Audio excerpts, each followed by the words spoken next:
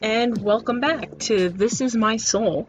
So, we're just gonna do the same thing we did last time and just hope for the fucking best. So, let's see, a little scared that you had such a bad reaction to the medication, a niggling sense of paranoia regarding Silas. A little scared that you had such a bad reaction. Yeah. Your hands shake a little as you rinse your toothbrush under the faucet. People wind up in emergency centers due to accidental overdoses all the time. Or worse. You realize that you were very lucky not to slip into a coma or experience some other lasting consequences. Let's see, just double checking because I'm paranoid. Hip, bip, bip, bip, bip, bip, bip, bip. Timing is shit. It might not be wise to take any more medication for the duration of the trip or allow Silas the same amount of control he's had over you the last several days. Not because you blame him necessarily, but it's better to be safe than sorry.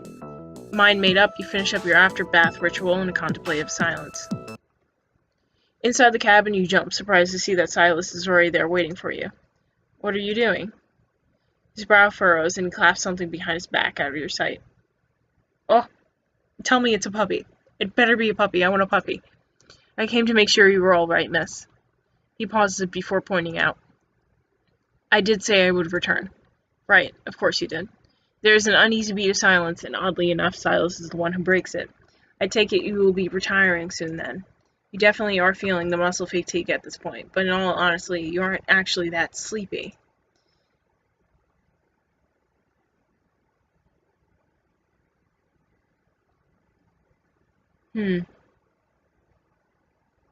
Maybe later, but for now I wouldn't mind some company. Silas's blank look isn't very encouraging. His rigid stance shifts and his hands remain behind his back, still obviously hiding something from your gaze. What's that you've got there? He goes very still. His eyes meet yours in an expression that, on a human, would barely classify as uneasy on him. Whoa. On him, it practically screams of embarrassment. After a moment, he slowly withdraws the small bottle he's been holding out of you and shows you the label.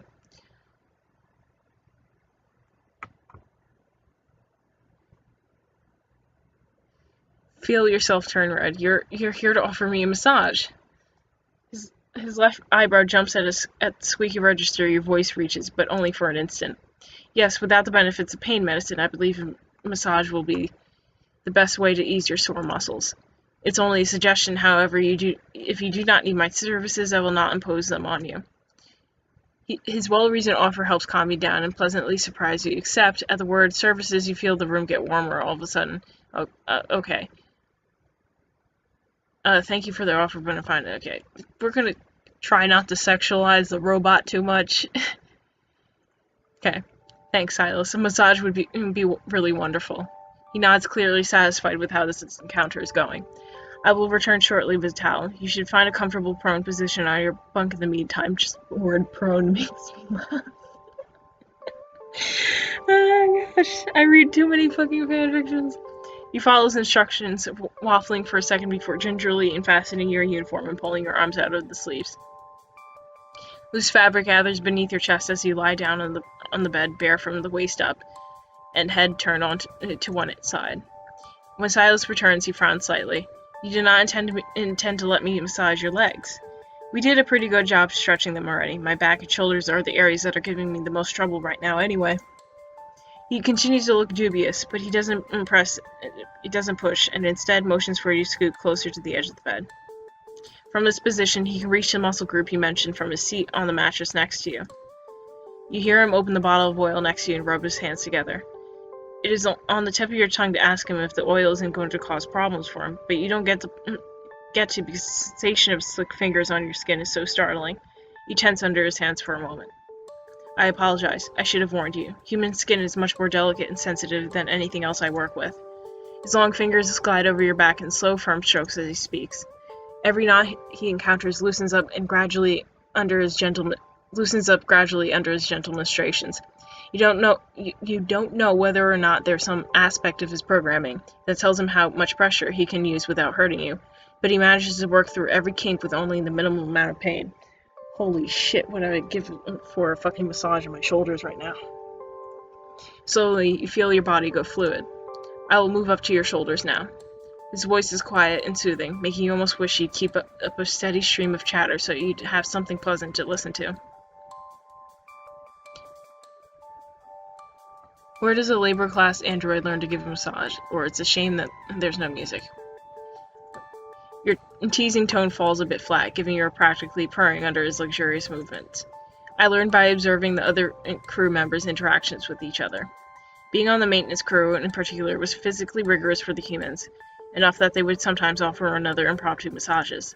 I heard one of them mention oil as a necessity, and that the recipient should be lying down. You can't help wondering if what Silas overheard was really so innocent, or if it was a precursor to something more scandalous. The rest is extrapolation and analysis of information already stored in my memory banks. Satisfied that you successfully managed to get Silas rambling, at least for a little while you allow your eyes to drift shut, smiling a bit. His hands continue to work their magic over your shoulders and down your arms. Unlike a human, he never seems to tire. It isn't long before you find yourself fighting slumber, and the last thing you remember, besides the smooth, uninterrupted glide of his hands over your skin, is the tickle of hair across your neck. His fingers are gentle as they brush the strands out of his path, and you imagine they linger a moment before resuming their activity. Your lips remain curled in a smile as you surrender to sleep. It takes nearly a week before you can move easily about on your own. As your sleep cycle grows shorter and regulate themselves, you find yourself wandering around more and more often, searching for things to occupy yourself with. Outside of your regularly scheduled meals, physical therapy sessions, and massages, Silas does not seek out your company. You feel rather disappointed by this, silly as it sounds. You actually enjoy talking to him. Conflicted about it, he's not an ideal companion, but it does get very lonely. Relieved by this, you still don't fully trust him. Indifferent about it, it'd be nice to chat, but what's important is getting there safely. Disappointed. Honestly, I enjoy talking to him. He's so funny sometimes, honestly. Okay. He alternates between hiding himself away in the navigation room and tinkering in the engine room. Both places you're forbidden to access. Although the forbidden implies that you would face some form of penalty for venturing there, and you're fairly sure there's nothing Silas could do to punish you. It's not as if he can physically hurt you. That would go against the directives that are included by law in every robotic entity's programming. Really funny. Anybody seen iRobot? We all know this robotic code and law and shit. He can't take any action that would limit or subvert any choice of yours, period, so long as you aren't putting yourself in any danger. The worst you'd probably earn yourself is a stern lecture. There are only stray thoughts passing through a very bored mind. Still, your gaze lingers on the door to the navigation room in particular. It's the only area of the ship that you haven't seen. Wander over to the control panel, more out of curiosity than anything itself. Turn your attention elsewhere. The room is really none of your business. Fuck you, I'm going to look. You reason that there's no harm in looking, since there's no way you can lock it anyway. The panel is a simple, older design that you aren't familiar with. Without even thinking about it, you reach out to touch and tap the display lightly. What are you doing? You squeak in alarm as a firm, unforgiving hand suddenly clamps around your wrist. There's no need to look up to note that it's attached to a very irritated android. You glance up at him anyway, quailing just a bit at the hard glare he's giving you. I was just looking at the access panel. I wasn't trying to get it. Oh, hey, Silas. Fancy seeing you here. I was just hoping to take a quick look. I wouldn't have touched anything. Okay. Yeah. Perhaps I didn't make this sufficiently clear to you when you first awoke. I'm literally the definition of a child. Honestly, I'm literally gonna fucking, try to get into everything. I'm going to look at everything. I'm gonna touch everything. Maybe, hopefully, not touch everything, but one can hope to touch, every fucking button in the room, but hopefully not the self-destruct button. Perhaps I didn't make this sufficiently clear to you when you first awoke. Only members of the maintenance crew are allowed past these doors. As you are most assuredly not a member of said crew, there is nothing beyond this point that you need to concern yourself with. Resentment fills you at being spoken down to like this, regardless of whether you were in the wrong or not. Look, his grasp around your wrist tightens briefly. It doesn't hurt, but it does serve to interrupt your thoughts. There's no conceivable benefit to you entering this room that would outweigh the consequences of what could happen if you were to accidentally mishandle any of the equipment. Slightest miscalculation could result in another collision or our course being altered beyond the scope of how long your rations will last. Do you understand? Even the risk of something going wrong is minimal. I cannot allow you to endanger your life, no matter how slight a risk it is. You can't help the flare of irritated suspicion that sparks. Is he hiding something? You swallow your defensive reaction and try to see things from his point of view. Nod reluctantly. You understand what he's saying, even if he is overreacting.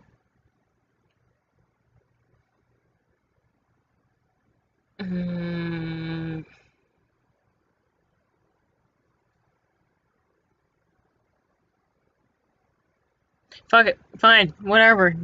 You're probably hiding something, but like if I get irritated now. You take a deep breath to calm yourself and think. His worries are not unfounded. Mistakes happen, and you knew you shouldn't have been anywhere near the off-limits area. Most importantly, you remind yourself that he's speaking out of concern for your welfare. Looking more closely, his expression doesn't seem angry so much as panicked. With that in mind, it's easier not to snap at him, even if it doesn't cool your temper completely. It's not like he caught you actively trying to break inside the room, after all. Okay, I understand. I get that you're just doing your job, alright? It's difficult, but you try gamely for a smile. Human curiosity is not something I can really help, Silas. The effect your words have on it is immediate. It's sort of amazing to see him drop his gaze from yours, almost bashfully.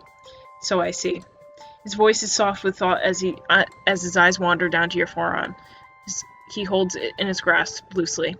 You feel his hand shift slightly, and then an unmistakable brush of the thumb strokes the inside of your wrist. His touch is so light against the layer of fabric making up your uniform that you can almost convince yourself it was an accident. Until he does it again. This time he manages to find a patch of delicate skin at the edge of your sleeve. You feel a surging tingle of static electricity travel up your arm, and the muscles leading away from your wrist flex automatically. Your breath rushes out in a low gasp. It feels... Silas doesn't look up, instead studying the strain of your tendons with some akin to fascination. Something... You can't deal with this pain in my side. You can't seem to slow the excited pounding of your heartbeat. Silas, jerk your arm away. Your voice comes out and shake. What are you doing? Fuck it. He lets go of you, returning his senses with suddenness that makes it clear he tends to ignore his own reaction. You reel away a respectable distance, confused to change until he speaks. Perhaps if you allow me to accompany you so that I may ensure you do not inadvertently damage anything, I could permit you entry. He trails off and you feel your whole jaw go slack with surprise at this turn of events. To think that you might have just changed the mind of an android with a few words of agreement. Is it possible that he was won over by simply reverse psychology? Psychology would have to imply that he had a unique psyche that he would be swayed. Your body is still stiff with shock when he strides to the door of the navigation room and adroitly punches in the code that would grant you both entry. The door slides open with a gentle swish. After you, Miss Akuma. Ah, stars! Not like I couldn't see it, but these are different stars. You force your feet to move, unwilling to waste this opportunity. The chamber is absolutely cavernous in size, and it takes you a moment to stop gaping stupidly. Silas follows you on quiet feet, beckoning towards a large window that takes up the most of the craft's bow. Ahead, the view is a gorgeous spread of stars against a backdrop of vast empty space, not like the view that we have in our cabin, but different stars. Ahead, the view is a gorgeous spread of stars against a backdrop of vast empty space. Read that already. Now I sound retarded. You crowd closer to the front of the ship to look out at it, aware that Silas has clasped his hand behind his back and taken up a position not far from you. There are countless colored dots on the horizon, sprinkled as far as your eye can see. Even as you watch, the skyscape slowly shifts as the ship cruises onward to your destination, leaving those billions of stars and planets behind. It is remarkable, isn't it? Silas breaks the silence with a musing quality to his voice. The navigational system on board this craft are unrefined. I'm obliged to correct the ship's steering at least once a day to ensure we remain on course. Because I'm forced to be here so often, I find myself watching the stars more than I do almost anything else, aside from assisting you, Miss Akuma. You make it sound so lonely that seems like it would get boring after a while. Couldn't you do something more productive with your time? You make it sound so lonely. He looks a bit startled, though whether or not he agrees with your assessment is unclear. Loneliness is not a concept I understand very well, but I suppose it would seem that way to a human. I do not require company, but I find that yours is not objectionable. You shift your gaze over to him quickly, but he is steadfastly looking straight ahead, avoiding your eye. Oh my god, look, that one looks like a crab. Comfortable silence extends over you. I love the fucking drawings. They're so good. But ass. Focus on the ass, which is beautiful. Let's trace eyesight. Tracing eyesight, just making sure. Though no, he's right up against it too, so he's not really looking. Wait, is he? Musket ruler. If he was looking down, yeah, he would be able to do it without so much as really noticeable. A comfortable silence descends over you, and as much as minutes and stars pass by, you amuse yourself by drawing constellations before they disappear. You can't find any that you already know of due to the unfamiliar angle you're looking from, but that doesn't stop you from creating your own.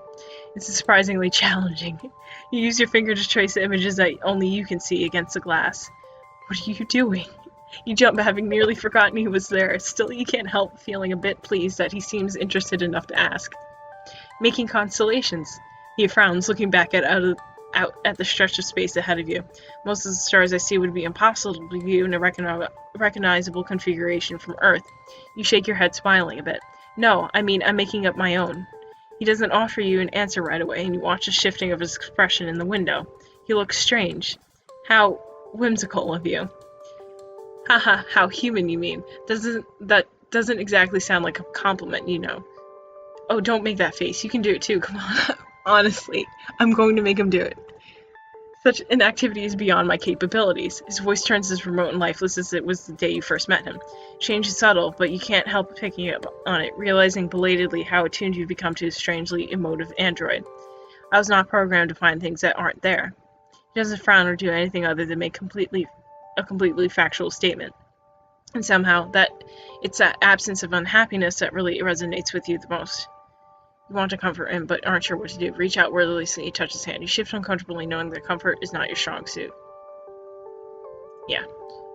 How does one offer comfort to an android? It's a question that you both appear to be stewing over, as Silas meets your gaze with confused blue eyes. You are trying to console me. I am appreciative, but your concern is unnecessary. He turns away from you, looking back toward the wide window and the stars beyond.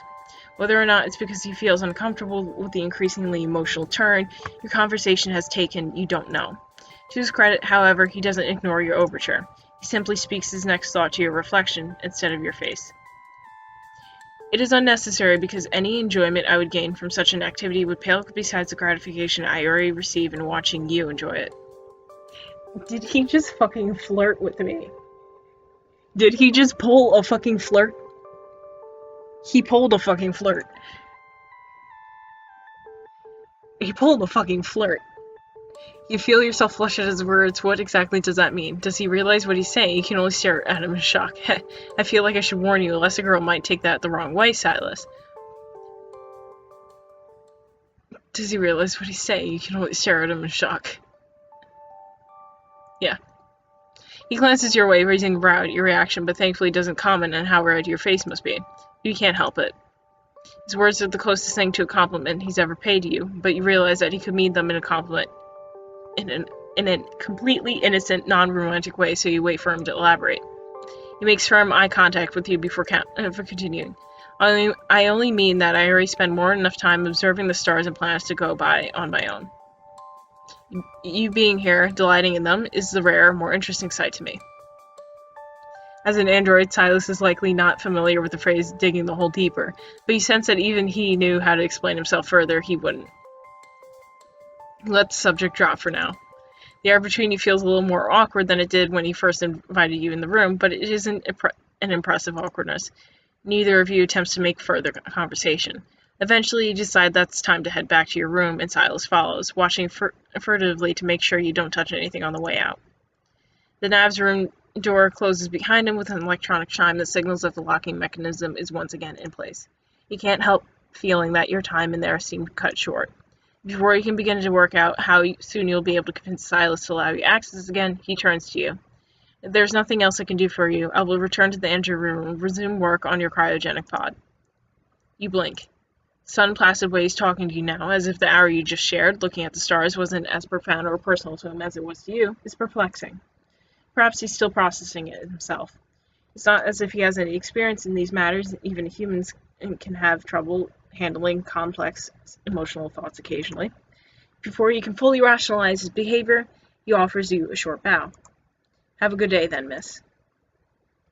Well then, with that he makes for the opposite end of the hall. The distance between you seems much further than it should be after such an encounter. But you know that forcing a confrontation won't change that, so you let him go with a small sigh. The rest of the day passes slowly, and you're all too eager to return to your bunk to sleep and think. Maybe if you're lucky, the extra work Silas is putting into the pod will mean you can return to cryo sleep sooner than you thought. Trying to hang on to this encouraging thought, you let yourself drift to sleep. Several days pass, and you're pleased to discover that you've managed to get your sleep cycles consistently down to 12 hours or less. Your body is strong enough now to go about your daily routine without tiring, as Silas begins guiding you through the next stage of physical therapy. Calisthenics, there we go. Lots of calisthenics. So much that you actually look forward to the occasional jogging session on the gym's lone treadmill just to take a break from struggling against your own body weight day after day. Aside from this longer, more arduous fitness routine, you still don't see much of Silas. It's been nearly a week since you joined him in the navigation room, and he seems even less inclined to socialize with you than before. The more he avoids you, the more you find yourself dwelling on that last conversation you had. It was heavy, to be sure, but nothing you would consider intrusive or unsettling. Unfortunately, however, you're only too aware of the differences in perspective between you. Whatever his reasons for being upset, you suspect that you simply don't know enough about him yet to guess what they are. Silas interrupts your musings with a rare look of gratification.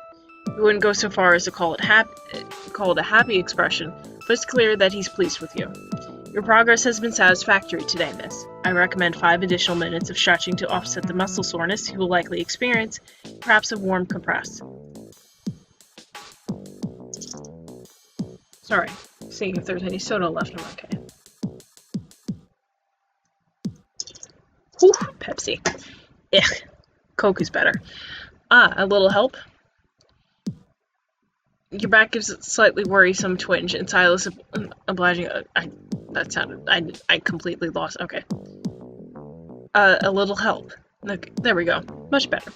Your back gives a slightly worrisome twinge, and Silas obligingly assists you into a more comfortable position. Thanks. I'll get that compressed after I take a break for some rations.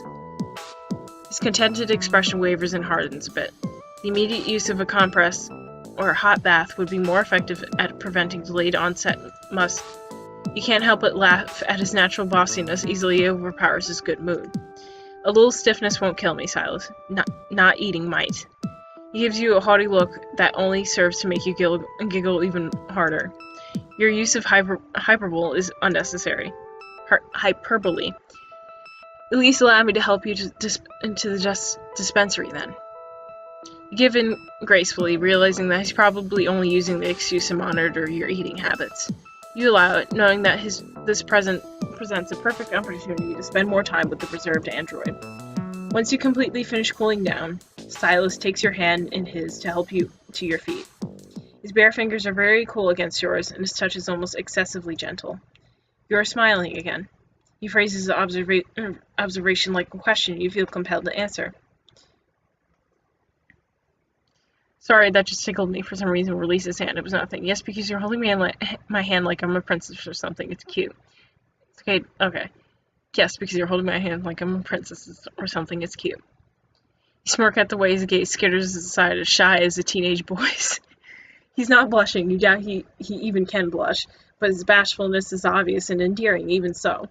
He does not let go of your hand, despite the fact that you both know you're perfectly capable of walking without the assistance. Silas leads you straight to the seat in the next room.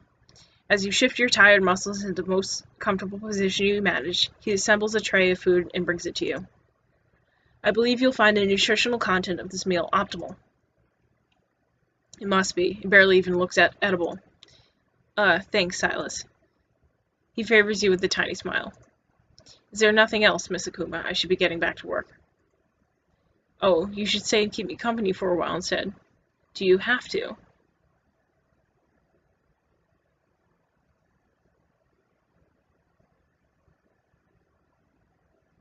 Do you have to? He pauses in the act of turning away before giving you an odd look. I suppose I do not have to. With the interest of getting the cryopod repaired as soon as possible, I probably should.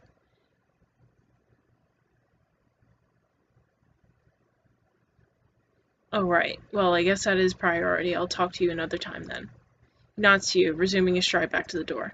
Before leaving, he pauses in the threshold, looking back at you with a strangely intense gaze. I took the liberty of acquiring a datapad for you to use in your downtime. You'll find it on your bunk when you return to your quarters. What? You acquired... You gape after him slightly, but don't have a chance to ask him where it came from before he turns the corner to disappear down the hall.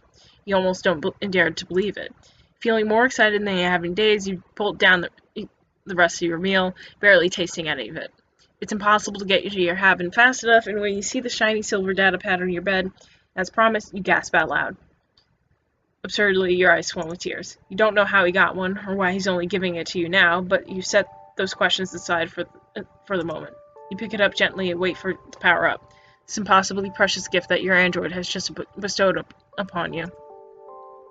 Once it finishes going through a system startup, you eagerly navigate to the media settings and put your extra address, only to find your inbox flooded with digital mail from various family members and friends.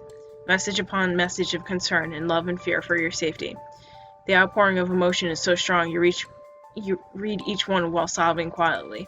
Best case scenario, you've been hoping to contact them all in about 8 weeks. You clutch the datapad tightly to your chest and wonder if Silas realizes that, in giving you this gift, he has basically saved your loved ones from 8 weeks of pain and uncertainty, of grief. Wipe your face and resolve to thank him later. You have tons of messages to answer now.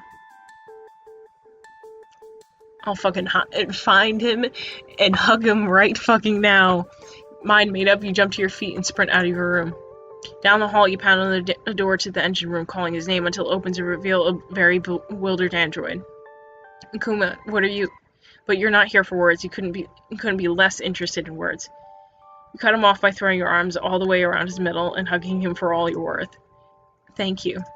Your companion is quiet for a long time, standing stiffly in your embrace, arms held out awkwardly as if he doesn't quite know what to do with them.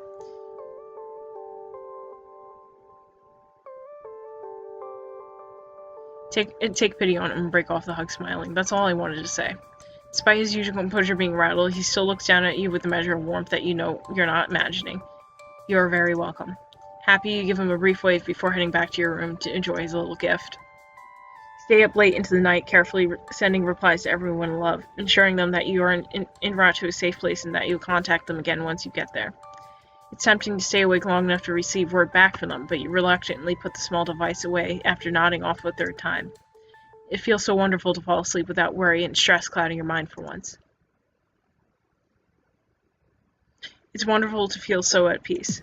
Time seems to move much faster for you now that you have to have a link to the rest of humanity. When you confront Silas about where he got the datapad, he's extremely evasive. You suspect that he scavenged it from one of his dead former crewmates' belongings. That doesn't sit well with you. It's a bit too much like grave robbing for your taste. You feel guilty for a reason that the owner probably won't mind you using it. You're not sure why he'd hide it. It's not as if your previous owner needs it anymore. You feel guilty, but yeah. You're only trying to stay in contact with your loved ones after all. Surely whoever owned it before wouldn't begrudge you for that. You like to believe that if you... Well, the timer was up. I didn't even realize. I completely forgot about it. You'd like to believe that if you'd been in their place and someone else had survived in yours, you wouldn't resent them for using the means that they had available to tell their family that they were safe. The digital clock in the corner of your cabin tells you it's been a little over a week since Silas gifted you the device. You've been training your body daily, more to pass the time than to prepare yourself for a re-entry into the pod. So it's a bit of a surprise when Silas informs you out of the blue one day that it is ready. So that's it then. It's safe to use. Glance toward the end of the hall where you know the cryopod lies waiting for you in the engine room. He follows your gaze, nodding confidently. Yes, your physical stamina is up to an acceptable standard. My oversight of your diet has prepared you for a cryogenic slumber. Thanks to the additional 300 calories you've been consuming. E blank, before rounding on him with an enraged scowl. I knew my uniform felt tighter around the middle. He recoils a bit, looking completely befuddled by your reaction. It is illogical to be bothered by it. Gaining some weight is a necessary part of the... You fall silent at the look on your face. My apologies. I should have informed you before making modifications to your diet.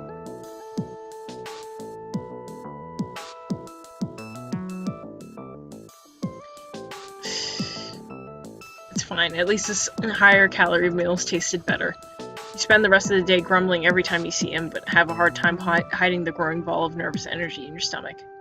Before your last natural sleep cycle aboard the tiny maintenance shuttle, you spend a few hours composing messages for your loved ones, informing them of the plan. When you finally switch it off and lie down in your bunk, you find yourself staring at the inside of your eyelids for a while. The thought of getting back into the pod is more than a little frightening. You trust that Silas wouldn't allow you to use it if he wasn't certain of his calibrations, but he's already proven once that he isn't infallible.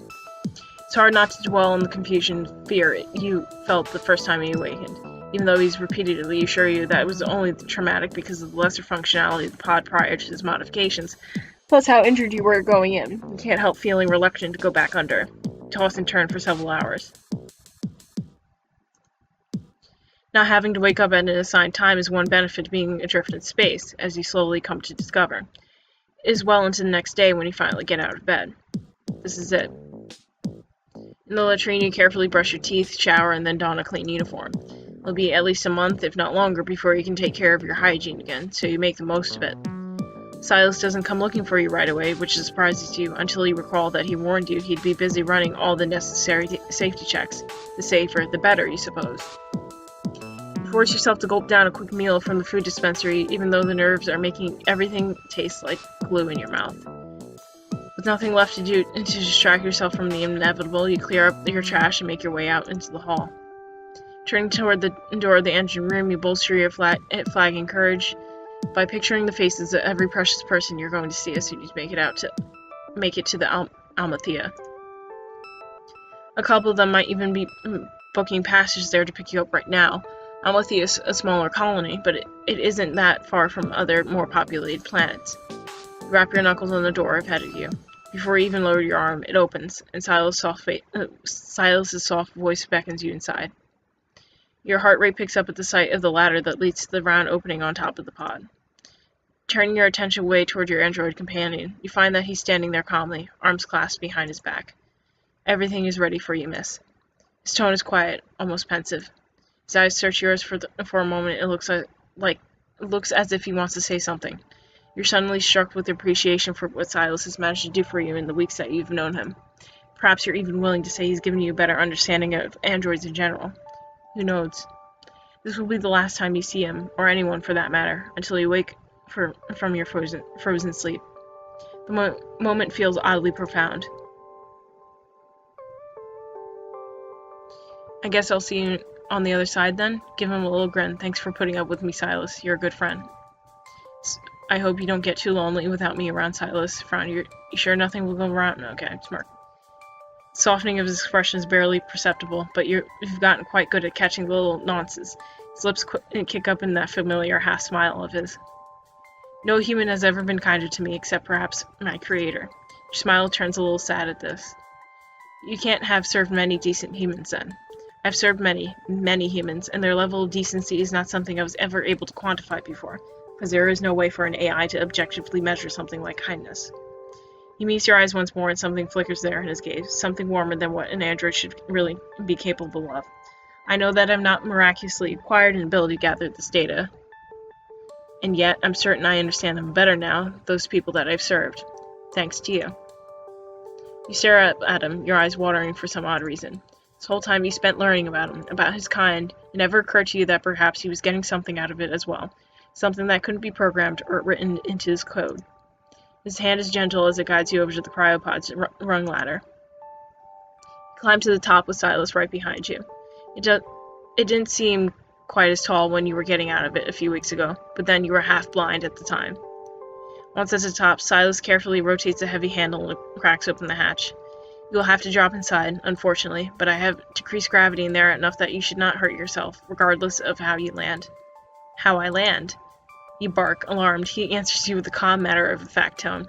I would not recommend diving in headfirst, but any landing within reason should be practically harmless. The emphasis on the word practically make your teeth clench a little, but you obediently drop in anyway. When the lesser amount of gravity inside the chamber slows your descent in accordance with his words, you relax a bit. I'll be closing the hatch now, miss. I advise you to lie down on the platform before it goes dark and the chemicals release. His words sound muffled when he closes the hatch, but you can still hear them if you concentrate. You hear the quiet, slight alarming hiss of the knockout gas being released inside of a tiny enclosed chamber, an attempt to calm your racing heart. Everything will be fine. You remind yourself of this over and over. You chant the words, creating a mantra for yourself even as the power of the drugs takes over and you slide helplessly into the familiar void of unconsciousness. Some people are known to have extremely vivid dreams while cryo-sleeping. You are not one of those people. Your slumber is both deep and dreamless, ending on a gently tapping hum. What was that noise? It sounded like a faraway electronic whir of something powering down. You wouldn't have heard it at all if not for the absolute silence surrounding it. Blinking owlishly and glancing around your surroundings, you'll experience an instant of disorientation this time. She's awake. We're just in time. Hamar. Let me just open the hatch. Deja vu assails you as the hollow of a light appears overhead. Gaze upward even though you know you're about to be blinded again. Hello? You don't recognize either of the male voices above you, but they both breathe out gusty sighs of relief. We heard your distress signal, and we came here to rescue you, miss. Sorry it took so long. The older sounding of the two men explains just before you hear the rattling of sturdy wood and clacking together. We have a ladder here. You can use it if you're all right, miss. If you feel too weak to climb, just hold on and we'll pull you up. Eventually, you're lifted out of the cryopod for what you hope will be the last time. You can barely see the two strangers standing on top with you, but one of them helps you sit for a moment while the other scribbles some notes on the datapad in his hand. Alright, everything will be alright now, Miss Akuma. You've made it safely to Amathea. You freeze at the way he says your name.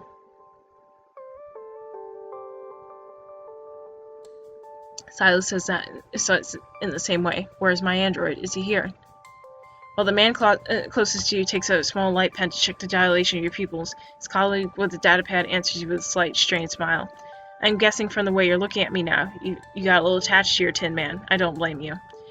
That thing was obviously worth its weight in diamond.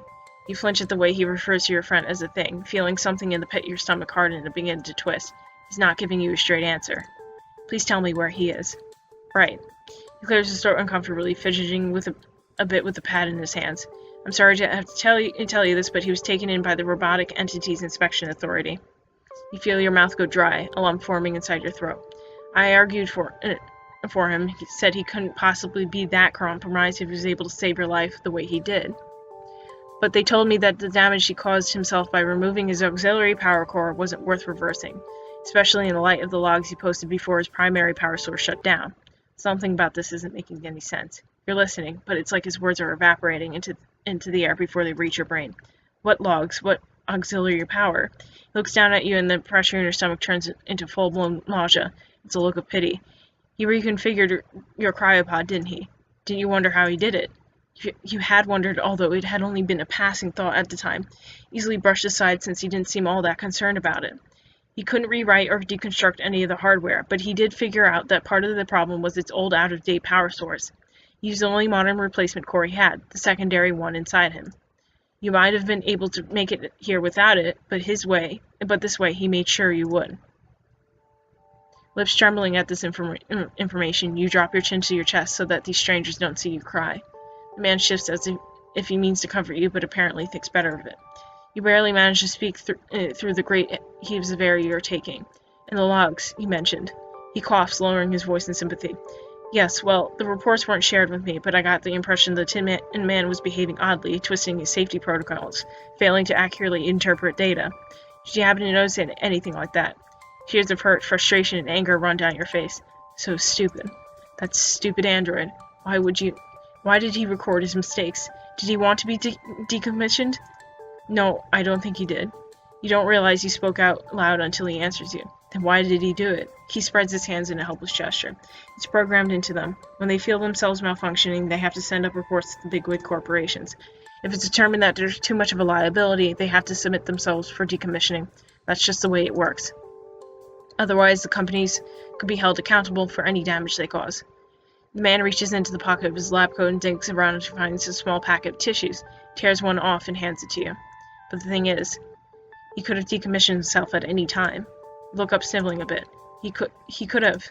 He sighs, nodding and handing you the entire package. Yeah, in fact, that's standard protocol when they malfunction outside of Rekka's control.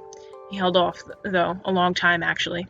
He just didn't want to leave me alone until I went under. He had to make sure he kept steering.